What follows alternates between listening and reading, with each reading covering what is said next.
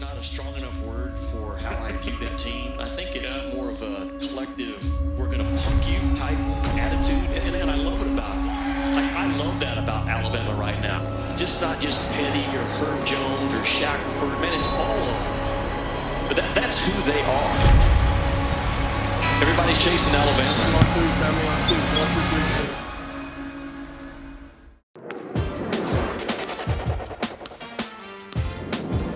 Welcome, everybody, to another edition of the Nate Oats Show. Along with the head coach of the Alabama Crimson Tide, I'm Chris Stewart. Our program brought to you by Tri-Green Equipment. Coach, wasn't a perfect week, as we've had a chance to discuss many times on this show so far, but a very good one nonetheless. Yeah, I mean, we would have liked to go 2-0 like we had been going, but it doesn't always work out that way. The Oklahoma game was a good wake-up call. You know, kind of refocused us, but they're a good team, too. I mean, they guarded us well.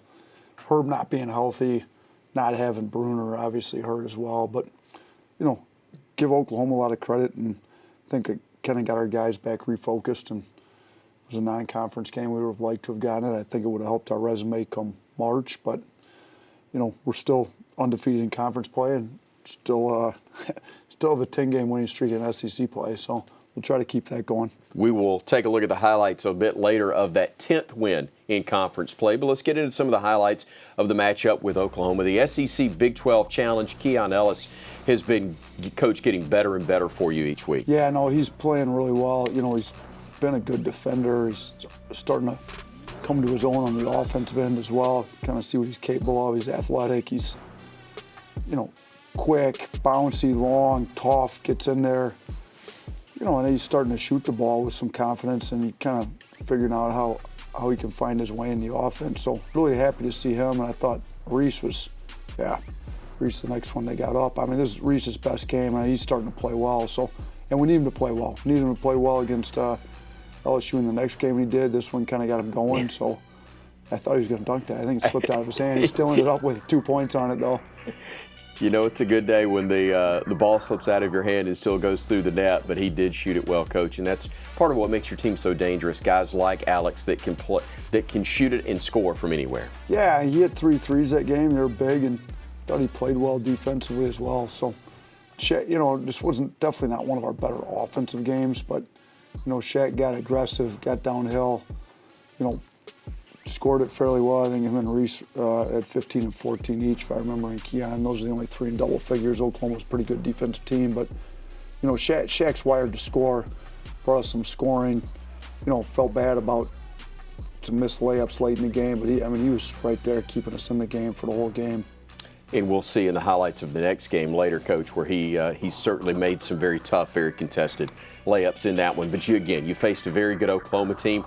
It had an NCAA tournament feel, which is very much like what you will see here coming up in a few weeks. Yeah, it's, you know, they play defense like season's on the line. Like, it's good to play quality opponents that are going to guard you like that. So I think, you know, as SEC play gets closer and closer to the end, we're going to see more and more of that. So obviously, LSU did a lot better job on us the second time around than the first time. I think, you know, as we're establishing ourselves as the best team in the SEC, teams are going to bring their A game every time we're on the floor. So guys are going to have to come ready to play every night out now.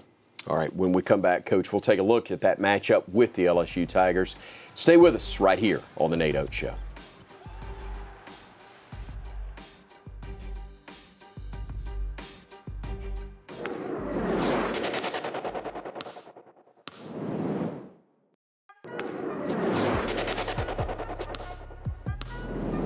Welcome back to our show, brought to you by Tri-Green Equipment. Coach, after Oklahoma, you come back, you're taking on LSU, and you talked about it. It would be tough to replicate what you did in the first meeting against the Tigers.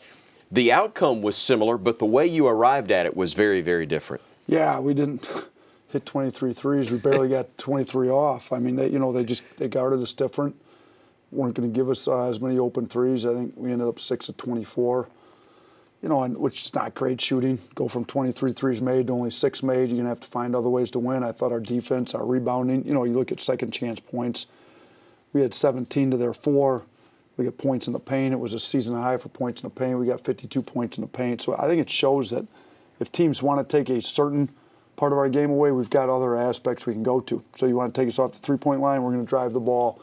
and scoring the paint. You know, Juwan Gary was able to give us some real good minutes scoring in the paint. Alex Reese had another really good game. But yeah, I think it shows the resilience of our team and shows that we can win different ways depending on how teams guard us. Well, let's take a look at the highlights, and we'll see the ways that you were able to win this matchup against the Tigers. You came in ranked 7th in the country, and Jaden Shackelford, again, so big, finished at the rim, and he also was big at the free throw line. Yeah, he did. He went 100% at the line. You know, he got to the rim, made some tough ones. You know, he was aggressive coming downhill. And again, his shot wasn't falling. You know, he only hit the 1-3. So, you know, he's a guy that can hit 6-7 threes in the game. You know, he only hit one, but he still was able to get downhill, get to the rim, and you know, he did a great job being super aggressive and finishing at the rim for us. Exciting to see him get 19 points, as you said, with only one of those coming from beyond the arc. John Petty didn't have his biggest game, but Alex Reese offensively and defensively, back-to-back big games. Yeah, I agree. I mean, Alex is playing his best basketball of his career, really. You know, he was great defensively against Watford. I thought he did a tremendous job, you know, with Herb being in foul trouble and hurt a little bit. You know, him and Juwan Gary really picked up the slack defensively. It was great to see Alex hit that three, get him going. Looking pretty athletic in the break on the alley-oop there. And, you know, he looked a little tougher there at the end of the game with his eye black. And I think, I don't know if he got stitches or what the heck. They had something going on with his eye. He looked like a fighter, though. He played like a fighter, so I was happy to see the way he played. Keon Ellis following up what he did in the previous game, yeah, Coach. Back-to-back double-figure games. So really happy. You know, our bench scoring overall was great, but Keon played great. Did a great job defensively on Cam Thomas. Him and Petty kind of took their turns getting him shut down after he was hot early. Juwan, I thought, played, unbelievable pass there by Quinterly too, but you know, Juwan played well. Did a great job finding open windows there in the lane, finishing at the rim. I think the one miss he had, he fouled it right back up, put it in. Did a really good job defensively on Watford when he had his minutes, and really helped us out tremendously, especially with Herb being fouled. That was the one I was talking about. He got it right back and put it back in. So I think he had two misses that day, but the one he fouled right back in. So our bench scoring was great. Shaq was good. Reese had back-to-back really good games for us. So other guys are stepping up. You know, like if you'd have said like Petty, you know, Petty and Primo and Herb combined, I think for 12 points or something like that, you know, we probably aren't winning most of those games. You know, but our bench with Wani and Quinterly, Keon Ellis stepping up, you know, I thought our bench gave us really good minutes. After you win by 30 in the first matchup against the Tigers, Coach, you had to settle for an 18-point win over LSU, as we'll see once again with more highlights. Two of the best offenses in the SEC go head-to-head, LSU and Alabama. I'm really fast, zoom, zoom, zoom. I get out flash, only see the green, give it a before I crash. Top of the arc, throws it down low. Gary the lay-in for two, and Bama's up by 5. Great look by John Petty. Another three. That one's good. Keon Ellis getting in on the 5. What a move by Shackelford. And Bama leads it again by 9. Shiner and all, he drills the 3. Great job on defense. 0 boards for them in the half. Great job. No break pass, elite class, I pass that. Reflex when I'm really Reese ahead to Ellis. only see the green, give it a before I crash. Quinterly trying to step back, shoots a 3. Bottom.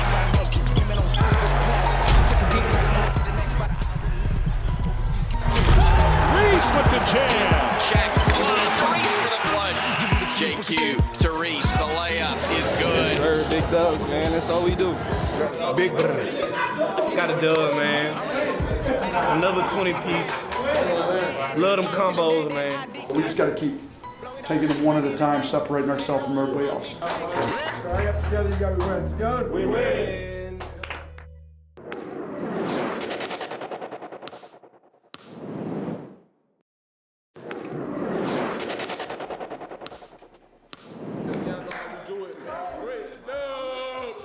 Winning's fun, isn't it, Coach? Sure is. Yeah, I mean, you know, even Herb didn't play a ton. Got to rest him there. It was a brilliant plan by Herb to pick up his fourth foul with 17 minutes to go so he could rest himself. But guys like winning. You know, and I like seeing them celebrate. We had two hard-hat winners, like Keon and Juwan Gary tied, so they played well. It was good. It's good to see the guys having fun. I think it's important. They were having fun. Bama fans having fun on social media. Very popular these days is the Crimson Tide. SEC Network talking about the fact that, yep, for the first time since 1956, Alabama is 10-0 at this point of the season in conference play. That was before both of us were born, wasn't it, Chris? You better believe it was. That's a long time. By quite a bit. So the Tide 10-0 in league play right now, but you talked about what the bench gave you, and the tweet from Alabama men's basketball, 30-2 advantage. That'll win you some ball games. Yeah, it sure will. Shoot, was that what the final was, 30-2? I think that was at some point during the game. Yeah, I think it was mid-game. I think you finished even better than that, frankly. Yeah, I think we had more than that. We had 3 guys in double figures off the bench. Dane Bradshaw, SEC Network, complimenting the team. Big difference, talking about the fact you could play as many minutes without Herb Jones. And it's not just last night, Coach. It was also that Kentucky game. You had to play huge minutes without him. Yeah, I think other guys stepping up, Juwan Gary coming in. Petty being as good a defender as he is now, doing big things. Primo as a freshman can really help defend. So, I think that's big. We haven't had Bruner for a few weeks now, too. So, Herb, Bruner both being out. Shoot, if we can get everybody healthy, I think we got a chance to be pretty good. Not bad right now. Speaking of not bad, how about that coat? That's a good look right there. We mixed it up a little bit. We lost. We stayed with the All Black during the win streak. We lost to Oklahoma, so I was missing the sport coats. Ode to Wimp, plaid Palace Days. Maybe not quite as crazy as Wimp's plaid sport coats. True, but pretty good nonetheless. Well, they put my tweet up. That's right. You actually tweeted last night. I took it off my phone. I still have Twitter if I want to get on my computer. I just thought our student section was great. They got loud. Especially, the LSU game. I like how they get behind us a little bit in that game. So it was fun. They got good rivalry going. They bring us some energy in the building. They do indeed, Coach. Over to Shackelford, left side. Spots up, 3. Rattles it home. On the right wing. Shackelford pops the three-pointer and connects. Snow's a very energetic guy. He's lit. 4 a.m., 6 a.m., 7 p.m. You get the same snow everywhere you go. So it's the reason why I'm getting so swole right now. So I can cook mostly all pastas. Tacos is my favorite meal to make for gatherings and stuff. If I want to get in my bag, like if it's for the lady or something like that, then I get in my bag. But other than that, I just keep it chill. Shackelford, got it. It's my family, without a doubt. Like I speak on all the time, the sacrifices that were made for me to get to where I am now is unmatched. Their support and their love for me doesn't go unnoticed. So just making sure I make them proud and do this to make sure that they're taken care of in the future is my main reason. We talk all the time. We talk all the time about the development of players, and you knew you had a shooter in Jaden Shackelford when he came on campus, but to see him develop into such a complete player, I've got to think is incredibly enjoyable. Yeah, he's such a good kid, and he wants to do all the right things. And, he's a playmaker. He can go off the dribble. He's making great passes. He made a pass the other game. I had rewinded about 2-3 times. He drove it left. They cut him off. He switched it back to his right hand, fired it across the floor. So he's finishing at the rim. And then really his defense, too. Guys want to play for money. You got to play both sides of the ball for him to pay you. Play basketball. I think his defense has improved as much as anything. So really happy to see just his overall development and continuing to develop. I think there's still a lot more in there. I think he can be elite. I think he's got a chance to be one of the best guards come through here. And in a day and age, Coach, when a lot of times when things don't go well, guys will make excuses. He was trying to own up something that you said in that game against Oklahoma. The loss wasn't fully on him. He was upset with himself, though. Yeah, he really was. Shot me a text. He's such a good kid. I was like, obviously we'd like for you to make your layups, but don't think for 1 second that was the primary reason for us losing this game. There's so much else we should have done better in that game that could have helped. But it's good that kid wants to take ownership and feels a certain way to send the coach a text, say, hey, it won't happen again. And he played, he was making them against LSU. He's coming to the rack. He made some tough ones against LSU. So I love coaching him. He's such a good kid and wants to do great, wants to win, wants to be a great teammate. So that stuff goes a long ways. Well, you talk about taking ownership. You took ownership of the game show that we play each week that Aaron Help puts together. We're going to see what he's got in store for you when we come back.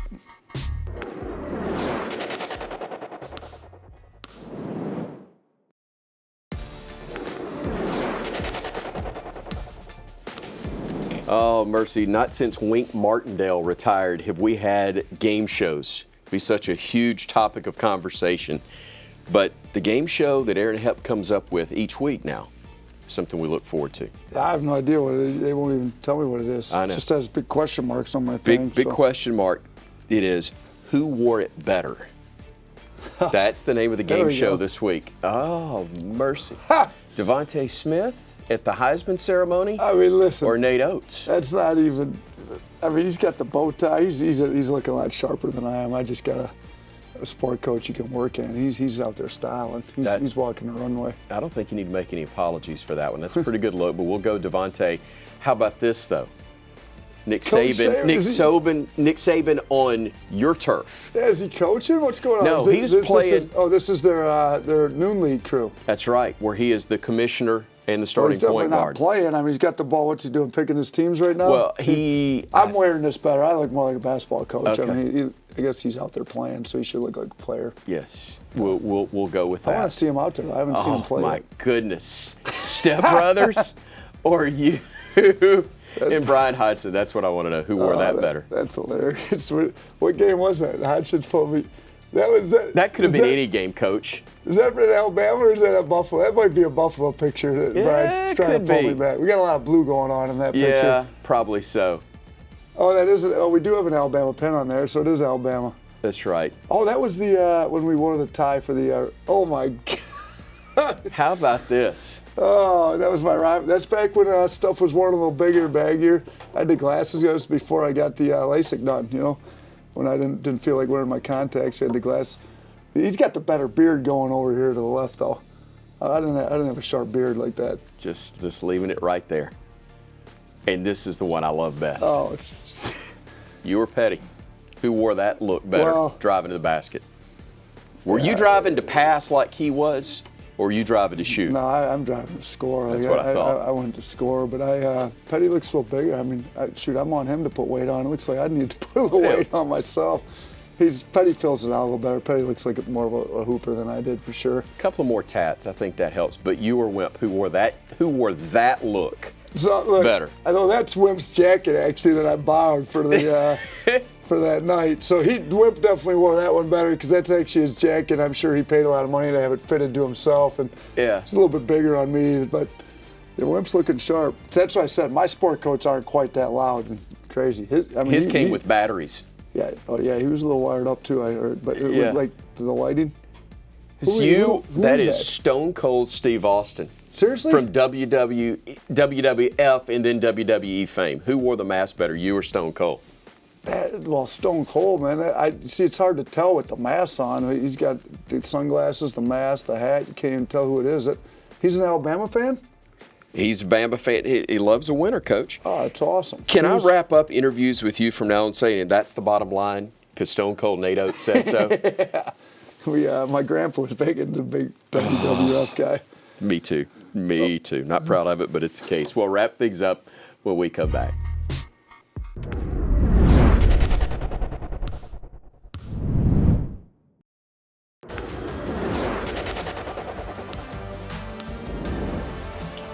Coach, when you're winning, every day is a beautiful day. Well, the good thing about Alabama is you can actually go for walks in the middle of winter during our season. You get home and go for a walk. It's a beautiful day. Slow strolls, not brisk walks, so you get in out of the cold, for crying out loud. It's true. Hey, back on the road for a couple of games, 2 tough ones, Coach, going to Missouri and to South Carolina. Yeah, I mean, really tough. South Carolina had a huge win last night. You know, Missouri's playing really well. Missouri's the only team with only 3 losses left in the league, you know. So they're right there in second place behind us. It's a big game. We only get them once. So if any kind of tiebreaker scenario, they would win it, you know, if we don't win this game. So we got to go in and play like that, you know, that the season's on the line, that we got to bring an urgency. We didn't play well there last year. So that's tended to go fairly well with some of our guys here, remembering kind of avenge losses from last year. So hopefully we can go in there and do that. How is your team relishing or enjoying the spot that they're in, which, as we've already referenced in the show, from a Bama basketball perspective, almost historic. It's been a long, long time since Tide's been in this spot. It's a good question. I don't even know because we're so focused on just to have a great practice today. What do we got to do to win the next game? I think maybe after the season we could try to relish what's going on with it. But right now, let's just win the next game. I think when you let's handle it like that. That's how I'm hoping to handle it. With that in mind, I won't even mention Joe Lenardi on the show. We'll just say simply thank you for your time. We appreciate it as always, and we'll see you next time right here on the Nate Oats Show. This has been a presentation from Learfield IMG College.